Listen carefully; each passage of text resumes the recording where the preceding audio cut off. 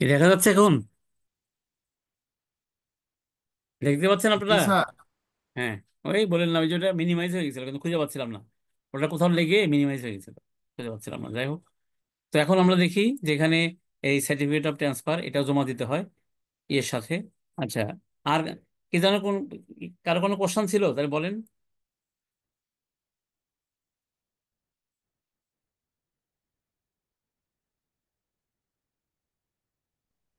কারো কি কোনো ই আছে আর? হ্যাঁ, যাবো, ক্লাস শেষ করে। হ্যাঁ, হ্যাঁ, ক্লাস। হ্যাঁ, বলেন। আচ্ছা, আপনাদের যদি আর কোনোই না থাকে, আমি সামারি করি। শেয়ার ট্রান্সফার করতে গেলে প্রথমে হলো কি লাগবে? লাগবে হলো দুজনের অ্যাপ্লিকেশন, যে ট্রান্সফার করবে আর যে নিবে, ট্রান্সফার গ্রহণ করবে, গ্রহীতা যেটা, হস্তান্তর গ্রহীতা আর হস্তান্তরকারী অ্যাপ্লিকেশন লাগবে। সাথে কি লাগবে? 117 পূরণ করতে হবে। 117টার নামই হলো transfer did, transfer of did. এবং সেখানে কি লাগবে? ট্রান্সফার সাইন লাগবে। তারপর কি হবে? সাথে একটা এভিডেভিট করতে হবে। এবং এই সব জায়গায় কি লাগবে? ট্রান্সফার সাইন লাগবে। আর সরি, এভিডেভিট করে শুধু ট্রান্সফার তার সাইন লাগবে। তবে এইগুলো আবার ফিজিক্যালি যেয়ে আর ওই ডিডের উপরে যেটা 117-এর উপরে যে সাইন আছে, সাইনের পাশে আবার সাইন দেওয়া লাগবে এবং টিপসইও দেওয়া লাগবে এখন। হ্যাঁ, টিপসই, টিপসই দিয়ে ট্রান্সফার, হ্যাঁ, এবং ট্রান্সফারির আগে লাগে টিপসই। আর ট্রান্সফার যে একবার আগে দেয় একবার পরে দেয়। সুতরাং দিয়ে কনফার্ম করে যে হ্যাঁ আমি ওই ব্যক্তি, এবং এনআইডি নিয়ে যাইতে হয় ফিজিক্যালি। ফিজিক্যালি না গেলে কমিশন করার সিস্টেম আছে, যেটা যেখানে বলা হয়েছে দেখেন। এই যে বলছে যে a certificate shall be deem to be sign by any person if it, না এটা না, সরি, কোথায় এটা আমরা 38-এ যে তিনের এই যে দেখেন, if the transferee of shares fails to appear at the registrar's office for reasonable grounds, a commission shall be sent by the registrar subject to the prescribed fees. তাহলে ফিস দেওয়া লাগে। ওই ফিস দিলে, সেই ফিসের টাকা জমা দিলে পারে, তখন রেজিস্ট্রার একজনকে কমিশন কি করে গঠন করে বলে আপনি যায় তাহলে ফিজিক্যালি যান, উনি আসতে পারতেছেন আপনি যান। তো এইভাবে করা যাবে, সেই কথা বলছে। তারপরে সাইন সাথে কি দেওয়া লাগবে? শেয়ার সার্টিফিকেট দেওয়া লাগবে, শেয়ার রেজিস্টার দিতে হবে।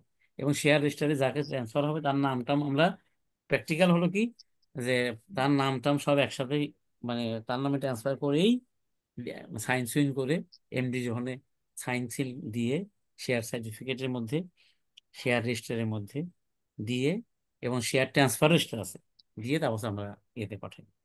পাঠানোর পরে ওনারা দেখে, আর যে ফিজিক্যালি গেলে দেখে টেকে ঠিক থাকলে তখন কি করে, তারা ট্রান্সফারটাকে অনুমোদন করে, মানে রেকর্ড করে। আসলে অনুমোদন না, সে রেকর্ড করে ট্রান্সফার, দেখে যে হ্যাঁ ঠিক আছে।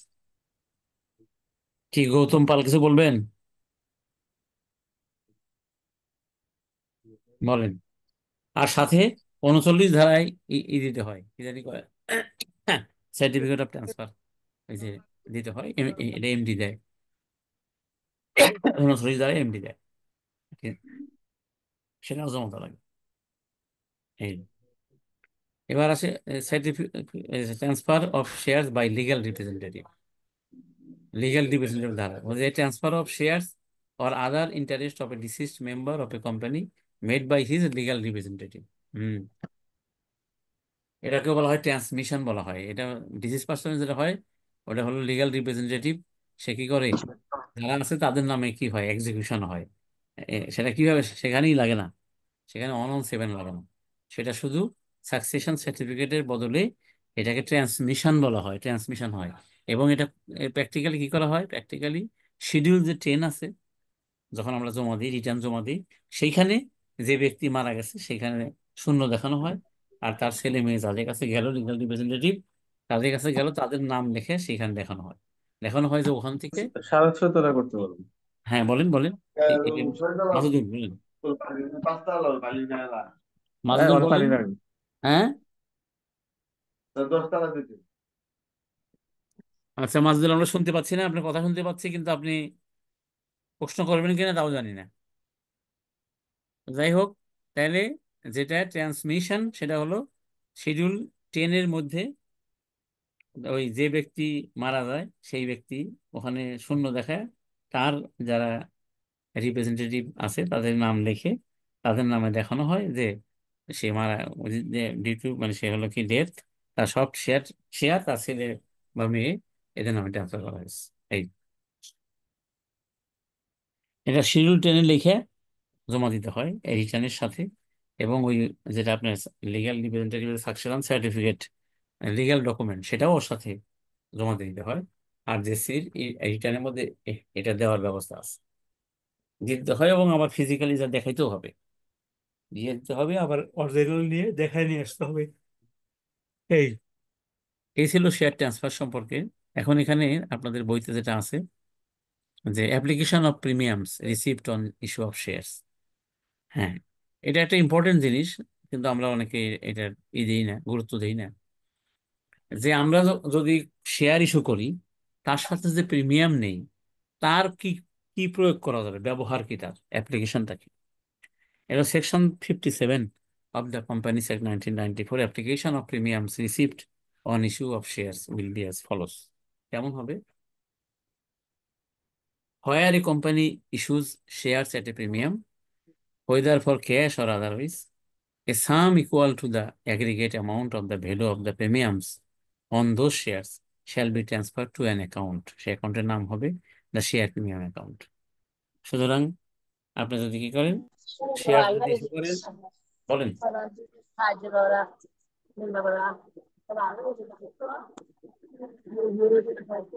হুম, কিছু বলবেন? বলবেন না?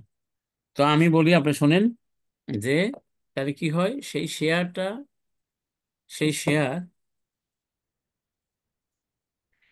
যে শেয়ার ট্রান্সফার করলেন, ধরেন 10 টাকা করে শেয়ার, ওখানে ধরেন 5 টাকা 2 টাকা প্রিমিয়াম আছে, তাহলে 10 টাকা 2 টাকা প্রিমিয়ামে যত টাকা হবে সেই টাকাটা একটা অ্যাকাউন্টে ট্রান্সফার করতে হবে, তার নাম হলো share premium account. And the provisions of this act relating to the reductions of the share capital of a company shall, except as provided in this section, apply as if the share premium account were paid up share capital of the company. এটার মানে হলো যে এই share প্রিমিয়ামের টাকাটা, আমি আপনাকে বই থেকে বলি, কারণ এখানে এই 57 নম্বর সেকশনে, মানে আমি বই থেকে বলি, একটু দাঁড়ান। সেকশন 57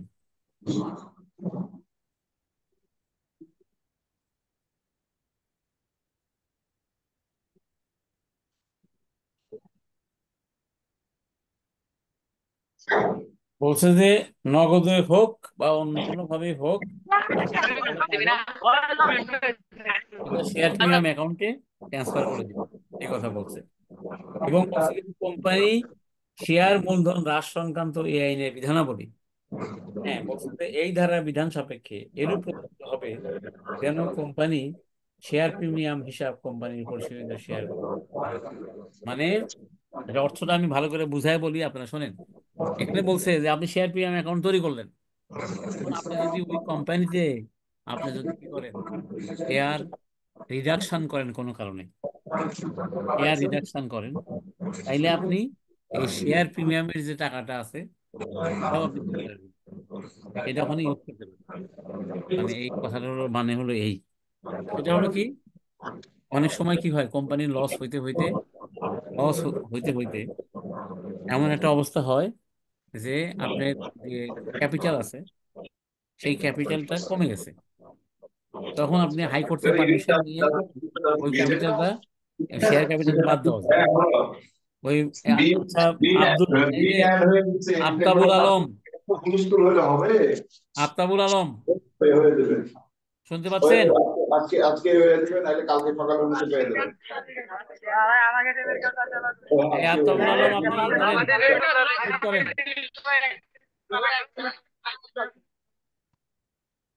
কেউ কিছু বলবেন? কারো কিছু বলা থাকলে আমাকে বলেন।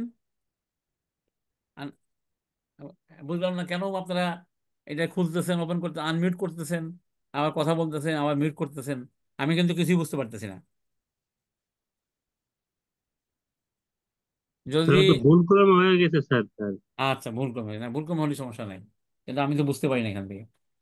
তো দেখেন, যখনই আপনি শেয়ার প্রিমিয়ামের অ্যাকাউন্টটা থাকবে, যদি এখানে আপনার এই জিনিসগুলো হয়তো আগে পড়েন না, এই জন্য একটু কঠিন লাগতেছে, যে শেয়ার প্রিমিয়ামের অ্যাকাউন্টটা আপনাকে শেয়ার ক্যাপিটালের মতো করেই ধরতে হবে, ধরা লাগবে। এবং মানে যেটা বলছে যে শেয়ার ক্যাপিটাল যদি হ্রাস করেন, কমায় ফেলেন, তাহলে সে তার জন্য আপনি এই শেয়ার প্রিমিয়াম অ্যাকাউন্টটি ইউজ করতে পারবেন। এই কথা প্রথমে বলে নিছে।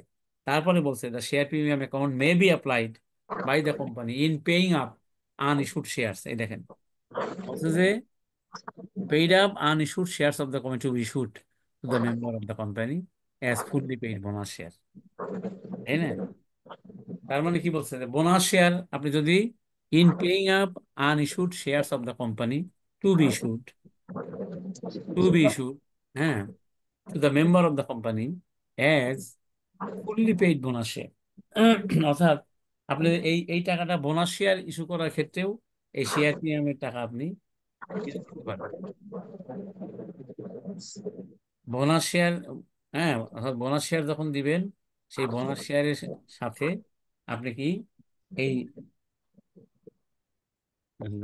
ফোন দেয় আবার দেখি। হ্যালো, হ্যালো, হ্যালো, হ্যাঁ জি জি ভাইজান, হ্যাঁ বলেন। না না না, আমি যে ক্লাস ক্লাস নিচ্ছি, তো আমি একটু পরিমাণ দেবো, ক্লাস নিচ্ছি। জি ভাই, জি স্যার। আচ্ছা, এখানে বলছে কি যে কোম্পানি যে সকল অইস্যুকৃত শেয়ার কোম্পানির সদস্যগণকে পূর্ণ পরিশোধিত বোনাস শেয়ার হিসেবে ইস্যু করা হবে, সেই সকল শেয়ারের মূল্য পরিশোধ করার জন্য ইউজ করা যাবে, এই শেয়ার প্রিমিয়ামের টাকাটা ইউজ করা যাবে। এখানে কিন্তু ইম্পর্টেন্ট কথা আছে। তারপর কি বলছে, in writing of the preliminary expenses, preliminary expense বা যেগুলো মানে ফিকটিশিয়াস যে খরচগুলো আছে, যেগুলো অ্যাসেট আছে, প্রিলিমিনারি এক্সপেন্সের টাকা যেমন আমরা আহ, রাখি, তারপরে কমিশনের টাকা, ডিসকাউন্টের টাকা, তাই না? আমরা যখন শেয়ার ইস্যু করি, হ্যাঁ, সে তখন আমাদের একটা বড় অ্যামাউন্ট হয়ে যায়, সেই ডিসকাউন্টের টাকা, তারপরে ডিবেঞ্চার এবং শেয়ার ইস্যুর ক্ষেত্রে ডিসকাউন্ট দেওয়া হয় সেই টাকা, সেগুলোকে আমরা রাইট অফ করার জন্য শেয়ার প্রিমিয়াম ইউজ করা যাবে, সেগুলোকে রাইট অফ করার জন্য। আর করা যাবে কি, in providing for the premium payable on the redemptions of an redeemable preference share. অথবা কি হয়েছে, আপনার কোম্পানিতে কোনো প্রিফারেন্স শেয়ার আপনি ইস্যু করছিলেন আগে, আগে সেটা হলো পরিশোধযোগ্য, যে আপনি 10 বছর পরে শোধ করে দিবেন। যখন শোধ করে দিবেন, তখন আপনার টাকা নাই, তাইলে ওই যে শেয়ার প্রিমিয়ামে যে টাকা আছে, সেই টাকাটা আপনি এখান থেকে শোধ করে দিতে হবে। ওই মানে যে রিডিমেবল প্রিফারেন্স শেয়ার, তার যে প্রিমিয়ামের টাকা, সেই প্রিমিয়ামের টাকা ইপিএম থেকে দিতে পারবেন। এবার ইম্পর্টেন্ট কথা বলি আপনাদের এবার, এই হলো ইউজেস বলে দিলেও, আমি কেন পড়লাম এটা, যে এখানে কিন্তু ইউজেস অফ মানে সুন্দর করে প্রিমিয়াম, শেয়ার প্রিমিয়াম কখন ইউজ করা যাবে, এখানে তিনটা খাত চারটা খাত দেওয়া আছে, এর বাইরে কিন্তু ইউজ করা যাবে না। বাবার রোজা কিন- রাখছে। কিন্তু আমরা হয় কি জানেন, আমাদের এটা কি না করে না জানার কারণে, করে না, সুন্দর করে দেখা হয়। এই যে আবার কি যেন, আচ্ছা, তো এটা না জানার কারণে অনেকে করে কি শেয়ার প্রিমিয়ামের টাকা কোম্পানি ব্যবসায় খরচ করে ফেলে। আমি এরকম ধরছি, অডিট করতে যায়, তারপরে অনেক সেখানে ঢাকা ইউনিভার্সিটি টিচার আছে, তা আমি বললাম যে কি আপনি তো ইন্ডিপেন্ডেন্ট ডাইরেক্টর, কি পড়ছেন বলেন তো? এগুলো তো খেয়াল করি না। বলে, খেয়াল করেন না কেন? আপনি শেয়ার প্রিমিয়ামের টাকা 138 কোটি টাকা আপনি খাই ফেললেন, হ্যাঁ? আপনি তো এই 4টা কাজ ছাড়া আপনি ইউজ করতে পারবেন না, তাহলে খাইলেন কিভাবে? আপনি ঢাকা ইউনিভার্সিটিতে কি পড়লেন তাহলে? কি পড়লেন আপনি? অ্যাকাউন্টিং, তখন আর কি। এবং এই সে করছে কি, ওর বিজনেসে খরচ করে, শেয়ার প্রিমিয়ামের টাকা তো বিজনেসে খরচ করা যাবে না।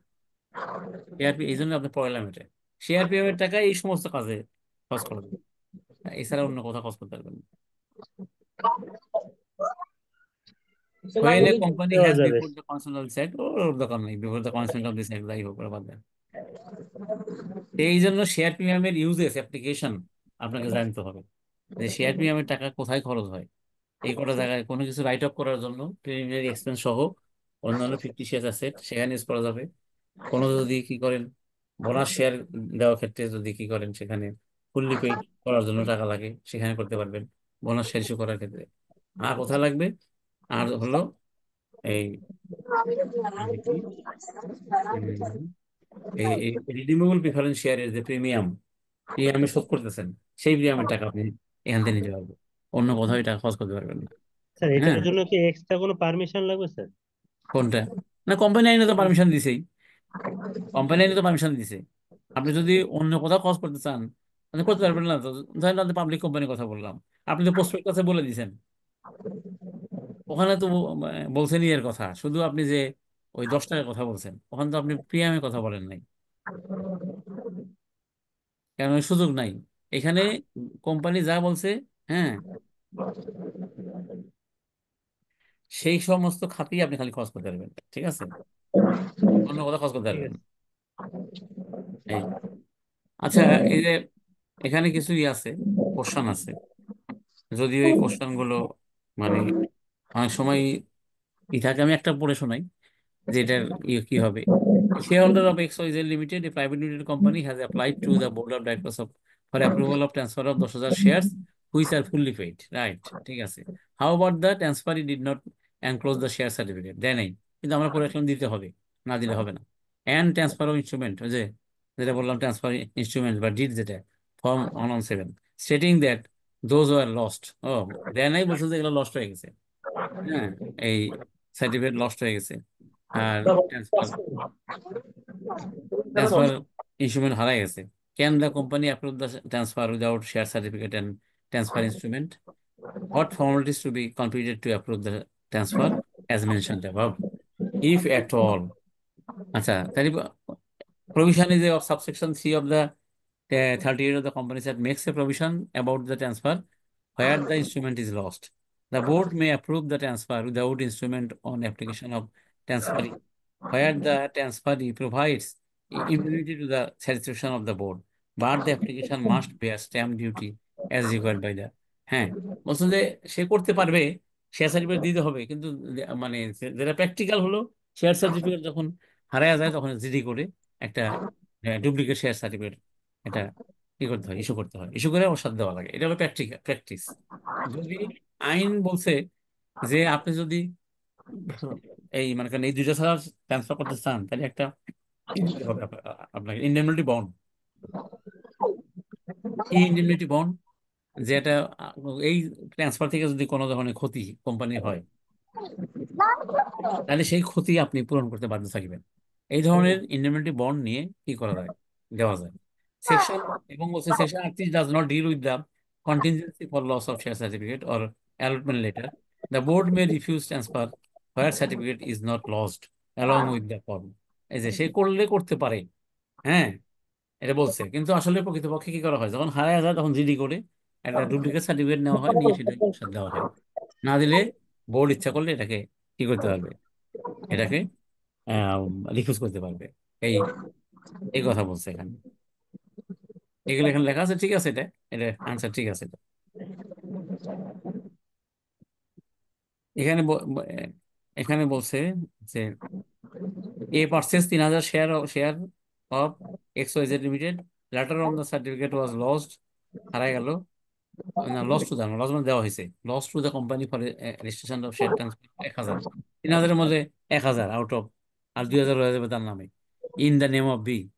The company certified the transfer, but instead of destroying the original certificate, 3,000টা বাদ দিয়ে এটা রিটার্ন টু দ্য ট্রান্সফারর, ট্রান্সফাররকে রিটার্ন করে দিচ্ছে। হু borrowed money giving it as collateral, is the company liable to the lender?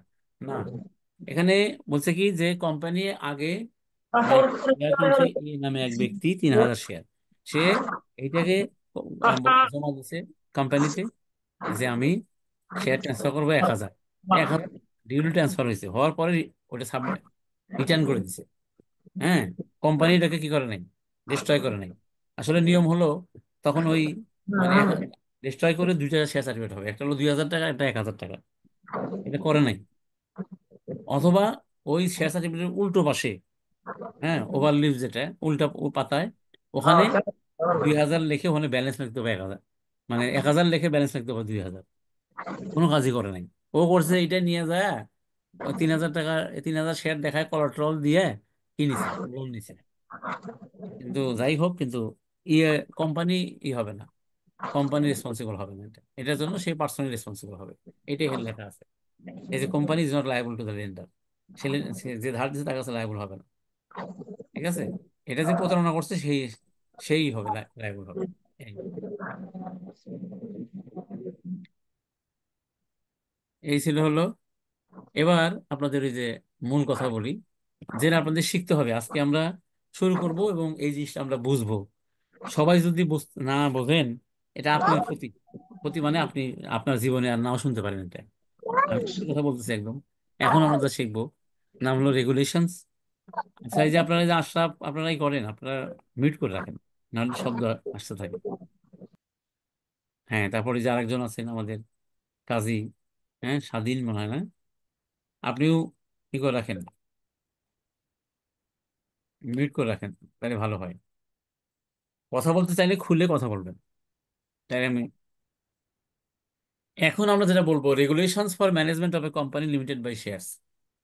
আসলে এইটা মানে শিডিউল অন, এটা আসলে এই যে শিডিউল 1, সেকশন 2, 17, 18, 86 আর 367 এই লেখা আছে। যে সেকশন 2-এ বলা আছে কি, যে আর্টিকেলস সংজ্ঞা দেওয়া আছে মেবি সেকশন 2-এ, 2-এর আর 17 নম্বরে এই আর্টিকেল সম্পর্কে বলা হয়েছে। তারপরে 18 নম্বরেও আর্টিকেল সম্পর্কে বলা হয়েছে। তার মানে নাম কিন্তু দেখতেছেন শিডিউল 1, বোঝার চেষ্টা করেন। কিন্তু আমরা যে মানে ধারাগুলো দেখতেছি, এই ধারাগুলো হলো আর্টিকেলস এর ব্যাপারে। যেমন 17, রেজিস্ট্রেশন অফ আর্টিকেলস। তার মানে এটা হলো শিডিউল 1, দেখেন। আর এখানে 17 ধারা হলো রেজিস্ট্রেশন অফ আর্টিকেলস। 18 ধারা হলো এই, এটা হলো তফসিল 1-এর প্রয়োগ।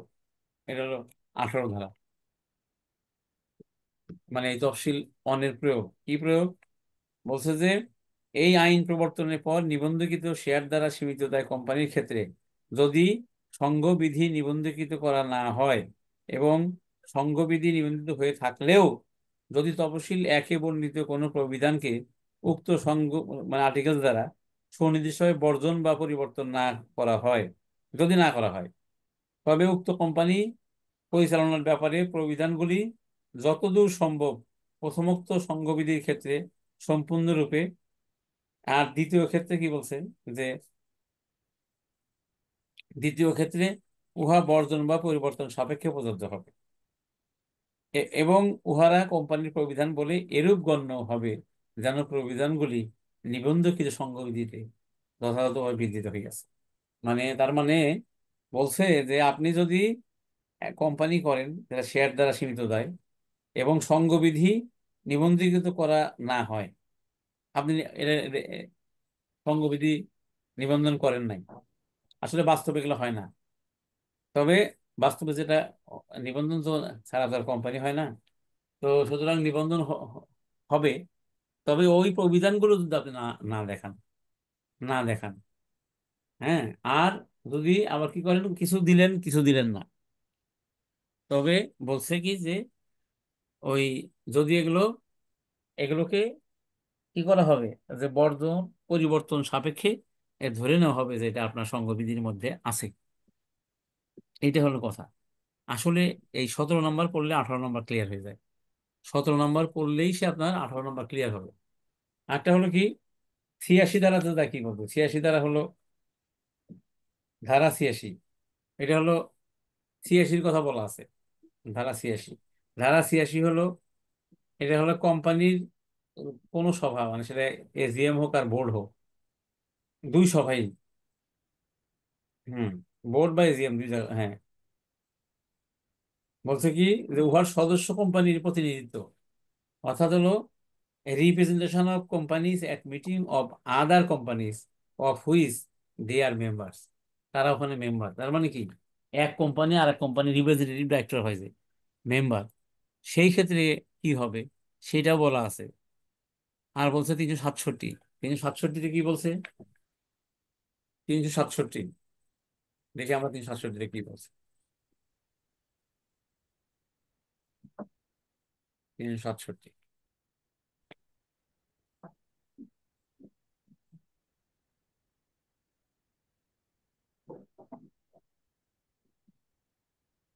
67 হলো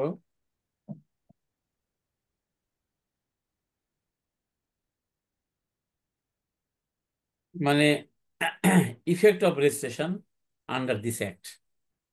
মানে যদি মানে কোনো আর্টিকেলস এবং কোনো মেমোরেন্ডাম যদি কি হয় এই আইনের অধীনে, যদি রেজিস্ট্রি হয় এবং গঠন হয় কোনো কোম্পানি, তাহলে তার ফলাফল কি, ইফেক্টটা কি, সেই কথা এখানে বলছে। তার তাড়াতাড়ি ফলাফল কি হবে সেই কথা এখানে বলছে। এই কয়েকটা ধারা অনুযায়ী আর্টিকেলস লেখা হয়। তার মানে এখন আপনাদের শিখতে হবে হলো যে এই শিডিউল অন হলো, এই বোঝা গেল এই ধারাগুলোর থেকে যে এটা একটা কোম্পানির, কোম্পানি যখন জন্ম হয় তখন একটা হলো মেমোরেন্ডাম থাকে আর একটা থাকে হলো আর্টিকেলস। এই আর্টিকেলসটা কিভাবে লিখবেন আর লিখলে তার ফলাফলটা কি, এইটাই হলো শিডিউল অন। তার মানে এক কথায় বলতে পারি, আপনারা সবাই বোঝেন এবং বোঝার চেষ্টা করেন এটা, এই যে এটা হলো একটা স্যাম্পল অফ আর্টিকেলস।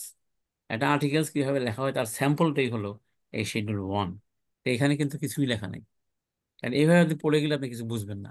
সব পড়লেন, তাহলে আপনি কি বুঝলেন? আপনি যদি বোঝেন যে হ্যাঁ এটা সবটি আইন, সব পড়ে গেছি, তাহলে আপনি ভুল করলেন, এটা তো আইন না।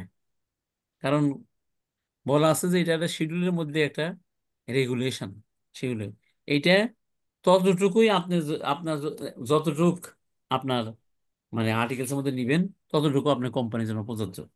আর যতটুকু নিবেন না সেটা প্রযোজ্য হবে না। তবে 17 ধারাতে যা আছে বলা আছে, এই 17 ধারাতে কতগুলা এই রেগুলেশন, এই যে এই যেগুলা সব বিজনেস শেয়ার্স, এগুলো সব রেগুলেশন, এগুলা এই রেগুলেশনের ধারা বলা আছে যে ওই কয়েকটা ধারা আপনি বাদ দিতে পারিবেন না। তার মানে লেখার নিয়মটা কিন্তু জেনে গেলেন যে এটা একটা একটা স্যাম্পল শিডিউল ওয়ানটা। এই স্যাম্পল দেখে দেখে আপনি একটা কোম্পানি জন্ম দিতে পারবেন এবং একটা আর্টিকেলস লিখতে পারবেন। ঠিক আছে? আর শিখলেন কি যে এই আইনের কোনো কোনো ধারা আপনি বাদ দিতে পারেন, আরো যোগ করতে পারেন। কোম্পানি আইনে বিভিন্ন ধারায় বলা আছে, যেমন ডিসকোয়ালিফিকেশন অফ ডাইরেক্টরস, লেখার সময় ইচ্ছা করলে ওখানে কিছু বলা আছে, আরো ডিসকোয়ালিফিকেশন ওর মধ্যে যোগ করা যায়। এরকম বাদ দিতে পারবেন, যোগ করতে পারবেন। তবে 17 নম্বর সেকশনে 17টি রেগুলেশন আছে। 17 নম্বর সেকশন, 17টা রেগুলেশন। এই 17টা রেগুলেশন আপনি কি করতে পারবেন না, বাদ দিতে পারবেন না। আপনি যেভাবেই ঘুরে ফিরে লেখেন, আইনে যে মানে মিনিং আছে আপনাকে সেই মিনিংটাই বলতে হবে। তার মানে কি, আপনি যখন আপনি লিখবেন তখন এই সেকশন 17-র মধ্যে যে আপনি কি করলেন, শিডিউল অনের সবগুলা নিলেন, কোনো সমস্যা নাই। ঠিক আছে? আবার নিলেন না, কিছু নিলেন কিছু নিলেন না, কোনো প্রবলেম নাই, যেটা বলছে 18 ধারায়। তবে এই 17 ধারার মধ্যে যা আছে, যে কটা রেগুলেশনের কথা বলা আছে, সেগুলা সবটি নিতে হবে। এবার আমি আপনাদের কাছে প্রশ্ন করব, আপনারা কি আমার এই কথাটুকু বুঝলেন, যেটুকু বললাম? না হলে জীবনে আর্টিকেল লিখতে পারবেন না। স্যার মানে বলেন, বুঝলেন? হ্যাঁ, আর্টিকেল লেখার ক্ষেত্রে স্যার, আর্টিকেল লেখার ক্ষেত্রে এই সেকশন। জি। আর্টিকেলস লেখার ক্ষেত্রে আপনার কোম্পানি আইনের যে শিডিউল অন আছে ওইটার হুবহু সব লিখতে পারবেন, তাহলে একটা আর্টিকেলস হয়ে গেল কোম্পানি। ঠিক আছে? ঠিক আছে। তবে আবার ইচ্ছা করলে কিছু বাদ সাদ দিতে পারবেন, কিছু যোগ করতে পারবেন। তবে তবে 17 ধারায় যেগুলো আছে সেটা বাদ দিতে পারবেন না। 17 ধারায় কি আছে আমরা বোধহয় তাহলে এখন এই শিডিউল অন পড়তে গেলে আগে 17 ধারা পড়তে হবে, তাহলে যে কোন কোন রেগুলেশন বাদ দেওয়া যাবে না। তাইলে এই শিডিউল অনের মধ্যে আপনারা, আপনার সামনে কি কোম্পানি আইন বই আছে? না স্যার। তাহলে তো হবে না, সাথে কোম্পানি আইন বই রাখা লাগবে একটু। না হলে তো আমি বুঝতে পারি যে আপনারা কম গুরুত্ব দেন, এটা ঠিক না। ওদের আমি বলে দেই আগামীকালও 300, প্রায় 250-300 চার্টার অ্যাকাউন্টেন্ট, হ্যাঁ, সাথে আমার এই কোম্পানি আইন নিয়ে 2 ঘন্টা আলোচনা আছে। পারবো কিনা, কতক্ষণ পারবো জানি না, আলোচনা আছে। কেন জানেন? এই শুধু, হ্যাঁ, এই আপনারা যেহেতু খালি মানে মনে করেন যে বেশি পড়ার নেই, খালি পাশ করলেই হবে। আসলে কোম্পানি আইন তা না। কোম্পানি আইন বুঝতে হবে, কারণ আপনি, আপনার ক্লায়েন্ট কোম্পানি, আপনি যেখানে চাকরি করেন সেও কোম্পানি, আর আপনি যে কাজ করেন সেটাও কোম্পানি। অডিট করেন কোম্পানিতে। সুতরাং সেই কোম্পানির কোনো কিছু যদি ঠিক মতো না বোঝেন, তাহলে অনেক কিছুই হয়, সেটা হয়তো আমরা বুঝতে পারি না, কিন্তু আসলে আমরা অনেক কিছু না জেনেই বলি এবং না জেনেই করি। এই জন্য আপনাদের বলি যে তাহলে আর্টিকেলস কিভাবে লিখবেন, এই যে কোম্পানি আইন আপনার সামনে রাখবেন, দেখেন। তাহলে সে আমি দেখাতে পারতাম যে আপনি কোম্পানি আইনের শেষে যান, যা যা লেখা রয়েছে, ইংলিশে লেখা আছে শিডিউল 1, বাংলায় লেখা আছে তফসিল 1। ওখানে কতগুলো রেগুলেশন আছে, 1 থেকে শুরু করে 117টা, 117টা রেগুলেশন আছে। কিন্তু আপনি যখন আর্টিকেলস লিখবেন, আপনি যদি হুবহু 117টাই দিয়ে দেন, সাথে আরো কিছু যোগ করেন, কোনো প্রবলেম নাই। কিন্তু বাদ দিবেন, বাদ দেওয়ার সময় সমস্যা আছে। কিছু বাদ দিলেন, কিছু রাখলেন, কোনো সমস্যা নাই। কিন্তু সমস্যা আছে, এই 17 ধারায় যা বলছে, যে যে রেগুলেশন গুলোর কথা বলছে, মানে এগুলো আপনাকে ওই আর্টিকেলস। পার্ট ওই পার্ট শেষ করতে হবে। আর ছোলা পেঁয়াজি মেয়াজি এগুলো খিচুড়ির সাথে মিক্স করে কে খায়। কথা বলতেছেন? দেখি কতটুকু কি এখানে খায়া কথা ফেলতে বলছিল পারলে আমার খেয়ে সাথে, ফেলো, খিচুড়ি অন্য যদি কম কথা না। রান্না করে মনে হয় মাহমুদুল তাহলে তো হাসান। কম রান্না করানোর কথা না। হ্যাঁ। হুম। তো দেখেন 17 ধারায় বলছে, আজ- আ- এটাই, যেহেতু আজকে সময় নাই, এটা করে শেষ করে দেবো। 17 ধারায় বলছে যে মারা সঙ্গবিধি, খাবে রাজা, এই রাজু ভাই। সঙ্গবিধি পয়সা নাই, সব খরচ করে তফসিল গেছে। 1-এর বিধৃত প্রবিধান সমূহ সমুদয়, সব এগুলো অনেক 117টা আছে, সবটি তারপর আরো টাকা তুলতে হবে। বা যে কোনো প্রবিধান অন্তর্ভুক্ত করা যেতে পারে, তবে, 6-7 জন টাকা দেয়নি। সরি, আপনার কথা বললে তো হবে না। সাব্বির, আপনার কথা বলতেছেন, তাহলে আপনি মিউট করে কথা বলেন।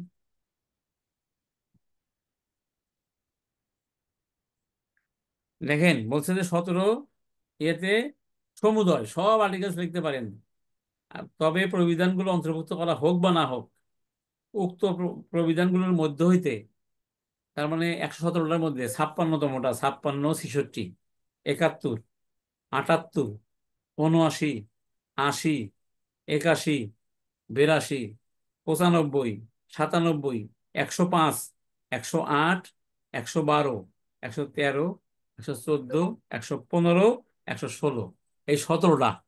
বলছে যে এই 17টি এত নম্বর প্রবিধানগুলোর মতো বা একই বা সমফলপ্রদ, মানে সেম ইফেক্ট, প্রবিধান সকল সংবিধিতে, মানে আর্টিকেলসে অন্তর্ভুক্ত রয়েছে বলে গণ্য হবে। এবার কি বুঝলেন? আপনি আর্টিকেলস লিখলেন, সবটি দিলেন, তাই তো সবই আসলো। আমি 17টা বললাম, 17টার মধ্যে আছে, হয়ে গেল। এখন কিছু বাদ দিলেন, এখন বাদ দেওয়ার সময় ওই 17টার মধ্যে থেকে বাদ দিয়ে দিলেন, হবে না, হবে না। 56 থেকে স্যার 116 এই সবগুলাই থাকতে হবে স্যার।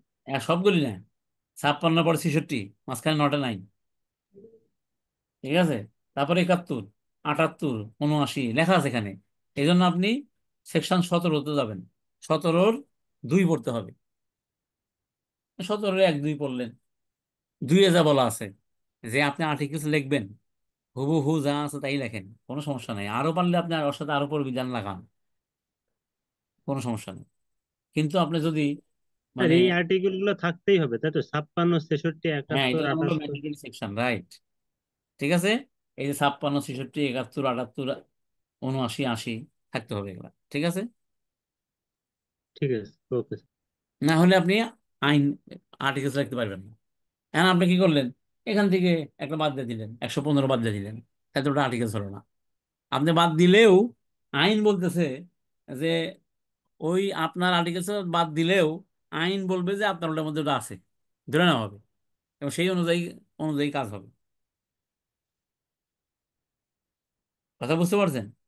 তবে যদি প্রাইভেট কোম্পানি করেন, যে প্রাইভেট কোম্পানি কোনো পাবলিক কোম্পানির প্রাইভেট মানে অধীনস্থ না, সাবসিডিয়ারি না, পিওর প্রাইভেট কোম্পানির ক্ষেত্রে কয়েকটা সেকশন আছে, ওটা ওইটা আবার অন্তর্ভুক্ত হবে না। কারণ এগুলো শুধু পাবলিক কোম্পানির জন্য। এই যে 78, 79, 80, 81 ও 82, 78, 79, 80, 81, 82, 5টা, তাই 17টার মধ্যে ওই 5টা আবার প্রাইভেট কোম্পানির জন্য অন্তর্ভুক্ত হইবে না। কিন্তু আবার যদি পাবলিক কোম্পানি হয় তাহলে 17টাই হইবে, ওই 5টা সহ। এবং এমন প্রাইভেট কোম্পানি যেটা পাবলিক কোম্পানির সাবসিডিয়ারি, সেখানেও ওই সবই হবে। ঠিক আছে? কারণ আপনাদের আগে পড়েছিলাম কিনা জানি না, যে প্রাইভেট কোম্পানি যেটা পাবলিক কোম্পানির যেটা অধীনস্থ মানে সাবসিডিয়ারি, সেই কোম্পানির শেয়ারটা হলো পাবলিক। পাবলিক কোম্পানি যেমন পাবলিক, তেমনি পাবলিক কোম্পানি অধীনস্থ কোনো সাবসিডিয়ারি কোম্পানি হলে তার স্ট্যাটাস পাবলিক, পাবলিকের মতো মনে করা হয়। এই জন্য ওটার ক্ষেত্রে 17টাই লিখতে হবে। প্রাইভেট কোম্পানি যদি অধীনস্থ হয় সবই লিখতে হবে, পাবলিক কোম্পানি 17টাই লিখতে হবে। কিন্তু যদি পিওর প্রাইভেট হয় তাহলে সেক্ষেত্রে ওই 5টা লাগবে না। আর 5টার মধ্যে কি আছে? ওই যে রোটেশন বাই রিটায়ারমেন্ট, এটা আছে। সোজা কথা, প্রাইভেট কোম্পানি কোনো রোটেশন নাই, ডাইরেক্টররা 3 বছর পর পর রিটায়ার করবে না, কিন্তু পাবলিক কোম্পানি ক্ষেত্রে করতে হবে। ওই ধারাটা খালি অন্তর্ভুক্ত হবে না। এই হলো আপনার আর্টিকেলস লেখার নিয়ম। এখন আপনারা কি বোঝেন নাই বলেন, তাহলে আমি আর একবার বলবো। বইটা রাখতে হবে, কারণ আজকে আমাদের ইফতার পার্টি আছে একটা, সেখানে দৌড়াইতে হবে। বলেন। নামাজও পড়ি নাই, নামাজও পড়তে হবে। স্যার এইটার ক্ষেত্রে আপনার ওই যদি আমি পাবলিক লিমিটেড করি, হ্যাঁ, তাহলে তো সবই, তাহলে তো ওই ওই ওই 17টা মাস থাকতে হবে। আর শুধু sir private limited, pure private limited হইলে আমি এই 5টা। 78, 79, 80, 81, 82 এইগুলো বাদ দিতে 5টা পারবো। হবে না, না, ওটা হবে না, অন্তর্ভুক্ত হবে না। তো আর স্যার, এইগুলো যদি না শিখে যদি সিএ পাস করেন, তাহলে পরে সিএ পাস করে লাভটা কি? আমাকে তো একজন বলছে যে ভাই গতবার দেখলাম হ্যাঁ পিডি আছে, এবার তো পিডি নাই। তার মানে সে বোঝেই না, সে তার হলো প্রাইভেট কোম্পানি। কয় ভাই এবার কি পাস করে দিলেন? পিডি তো দেখি নাই, পিডি পিডি গেল কই? তার মানে গতবার ছিল আর কি। গতবার প্রাইভেট কোম্পানির এমডি সাহেবের 5 বছর হয়ে গেছিল। তা আইনে বলা আছে 5 বছর পরে তাকে একবার রিটায়ার করে আবার আসা লাগবে। এই জন্য পিডি দেওয়া লাগছে। এখন পরবর্তী বছর তো আর 5 বছর হয়নি, পরবর্তী বছর 1 বছর হয়েছে, আরো তো 4 বছর হয়ে গেছে। কারণ উনি তো জানে না, উনি ভাবছে কি যে আগেরটা মানে রিটায়ারমেন্ট হয়েছে আগেরটা। তা আমি বললাম যে না, প্রাইভেট কোম্পানিতে রিটায়ারমেন্ট নাই, গতবার পিডি পাইছিলেন এই জন্য যে আপনার এমডি সাহেব 5 বছর হয়ে গেছে, চেয়ারম্যান সাহেব 5 বছর হয়ে গেছিল, এই জন্য চেঞ্জ হয়েছে, তখন পিডি লাগছে। বুঝতে পারছেন? এগুলো তো জানতে হবে, এগুলো না জানলে তো হবে না। বুঝছেন কি বলেন? বুঝতে পারছেন? তাহলে একটা হ্যাঁ স্যার, আর্টিকেলস কিভাবে লিখবেন বুঝতে পারলেন? হ্যাঁ স্যার, স্যার এই সেকশন গুলো মানে আমার কোম্পানি অ্যাক্টের ইয়াতে থাকবেই, তাই তো? হ্যাঁ হ্যাঁ, কোম্পানি আইনে। আমি যখন আর্টিকেল লিখবো তখন এই সেকশন গুলো থাকতে হবে। এই সেকশন গুলো কি স্যার কোম্পানি আইনেরই সেকশন এটাই? না না না না না, ওই সেকশন গুলো মানে ওই মানে আর্টিকেলস এর কথা ওই সেকশন গুলোতে বলা আছে, এটা আমি বলছি। কিন্তু আপনার স্যাম্পল হলো এই এই এই স্যাম্পলটা হলো শিডিউল 1। একটা কোম্পানি আইন বই নিয়েন, ওখানে শিডিউল 1 আছে, ওটা হলো স্যাম্পল। ঠিক আছে? ঠিক আছে স্যার। হুম। না হলে পারে আবার সামনের দিন আবার ইনশাল্লাহ এটা নিয়ে আমরা করবো। হ্যাঁ, ঠিক আছে, আবার কথা বলবো। হ্যাঁ, কারণ এটা ইম্পর্টেন্ট, যে একটা আর্টিকেলস লেখা না পারলে পারে তাহলে সিএ পাস করে লাভ থাকে। ঠিক আছে? স্যার 17 সেকশনটা একটু বলবেন? বলেন। এই 17টা যে সেকশন স্যার বললেন, এটা বইতে এ, কোথায় যে মানে খুঁজতেছি স্যার, মানে একটু যদি বলতেন আমি লিখে নিই পুরোটা। হ্যাঁ, ওটা আপনি 17 নম্বর সেকশনে যান, যা 17 2 পড়েন। ওই 2 এর মধ্যে ওই ওই 17টা সেকশন বলে দেওয়া আছে, ওটা ওকে পড়লে আপনি বুঝবেন। Okay sir, thank you. এবং সামনের দিন আমরা এক কাজ করবো, এটা নিয়ে কথা বলবো তাই আবার। হ্যাঁ, তাই এটা ওকে স্যার। ইম্পর্টেন্ট। আপনি মেমোরেন্ডাম আর আর্টিকেলস না লিখে তো আপনার কোম্পানির, আমি আবার মেমোরেন্ডামটা আমি এর সাথে আরেকবার আমি রিপিট করবো। কেন রিপিট করবো? আপনাদের জন্য আমি রিপিট করবো ওটা আবার, যে এইটা মেমোরেন্ডাম আর এটা আর্টিকেল, দুইটা মিলার হলো কোম্পানির হলো জন্ম হয়। ঠিক আছে? Okay. Okay sir, thank you sir. Sir তাহলে আজকের থ্যাংক মতো ইউ আমরা স্যার। এই করি, লিভ করি প্লিজ। হ্যাঁ, নামাজ কালাম পড়ে আবার আমার একটু যাইতে হবে, আমাদের একটা আচ্ছা, ভালো লাগলো। প্লিজ। হ্যাঁ, থ্যাংক ইউ। হ্যাঁ, আসসালামু আলাইকুম। আসসালামু আলাইকুম।